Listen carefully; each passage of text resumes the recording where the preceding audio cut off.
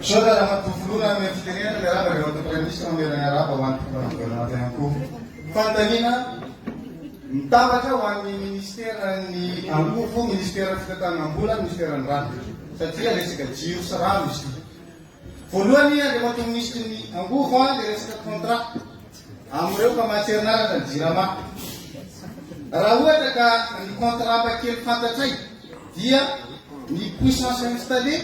Nous avons dit qu'il y a vide. Mais quand il y a un peu de carne, centrale, avec un fournisseur, matière, si maman a 20 mégawatts installé, ça a 5 mégawatts, je dis la famille, par le solaire. Dès aller aux armes, on a des pénalisations, tout ça, il y aurait des contrats, vous avez des contrats, Right. Farua, mkasi endeleza kapano. Remotunista, tis bateria, berapa nomor peta kalau lembah terzaka misa tis bateri tu kita riza nanti yang gufu. Jika saya remotunga yang dia berdasarkan gini, tis jurnal kan vokan masam tu tis jurnal kan dia atau tis kain nasi. Delasa mana hibrid tis kesana mana terlihat. Mana kan saya mkasi endewe menurut resma jiramati. Nara pika basau jiramati.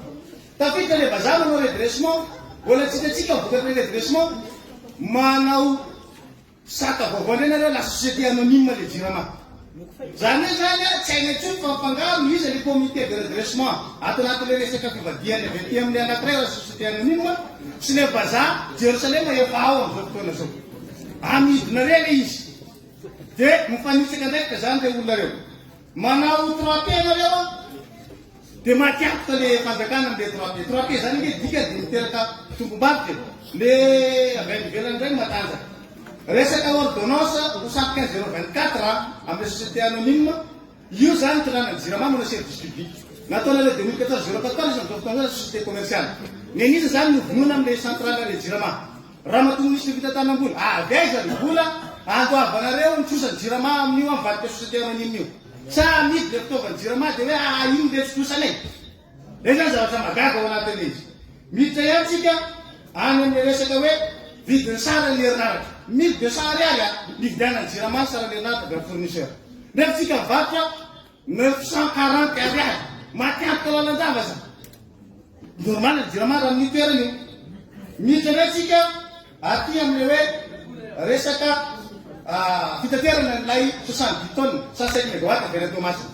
Mangataka ministry ny fitaterana sy ny ministry ny travaux publics anao engagement hoe raha manimba lalana de miala nareo reo 70 tonnes le tena amreo combrique vile reo hitatsika eo alefaso de hitatsika eo izy subvention jirama mato ministre ahoana moa zany tsy makany jirama le subvention fa amin'ny raha ministère de sitinareo mena le volany fantaovana le tosany jirama azavao kely mikasika an'io ministre fitantanam-bola le resaka fantaovana tosany jirama tsy nandalo ele fizy matonga manontany hoe vola viaiza risy tourna ny ambaty vy manto 43 millions de dollars ny ambaty vya tsy zarainareo amin'ny 60%, 30%, 10% l'izy fa kepo amin'ny fanjakana avy reny volanay amin'ny commune concerné sy ny région. Resaka